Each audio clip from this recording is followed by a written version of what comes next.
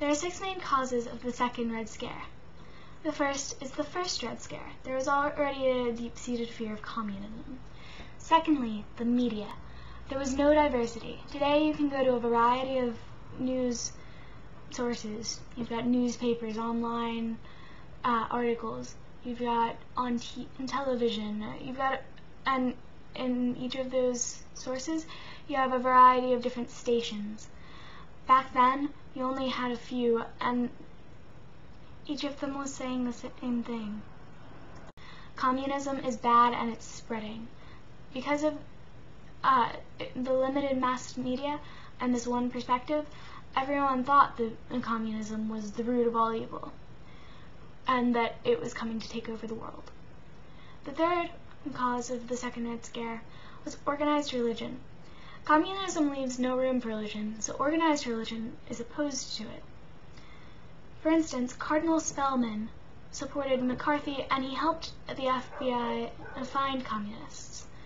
Billy Graham, who was a preacher, said that communists declared war against Christ, God, the Bible, and all religion. Organized religion made the Cold War a war on morality. In 1954, the words "under God" were added to the Pledge of Allegiance. This is because of this fear that communism would get rid of religion. Number 4, the Truman administration was a cause of the Second Red Scare. Truman was advised by Dean Acheson, who was the Secretary of State, to fan the flames of public fear of the communist problem, and so he did. To get the public to support spending $6 billion, they must think that it's a worthy cause. Number 5 is the Alger Hiss case. He was a member of FDR's staff in the 1930s. In 1948, he was accused by Whittaker Chambers, who was a self-proclaimed communist but had renounced it, of being a member of a communist organization while serving in government. FDR chose Hiss, and he also supported Truman, which led to the question of whether or not Truman was communist and who else was working in the government who was communist. The HUAC, which is the House of Un-American Activities Committee, was a committee that reemerged to look for communist activities. They looked into the Hiss case, and Nixon got famous for cross-examining Hiss. Hiss sued Chambers for slander, which is false and malicious speech to damage someone's reputation.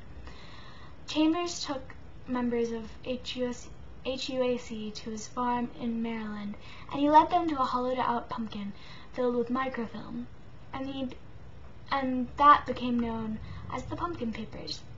Chambers, who was a nobody, said that he got them from Hiss and that Hiss was a spy. The Pumpkin Papers were documents from the State Department from the 1930s that were hidden in the pumpkin. In 1950, Hiss was convicted of perjury because he said that he did not know Chambers. Number 6 in the causes of the Second Red Scare are the politicians who were pandering to public fear. In 1946, Richard Nixon defeated the incumbent for the California House of Representatives. His strategy was saying that the incumbent was communist. In 1950, Nixon ran for Senate, and he used the same strategy, and he won.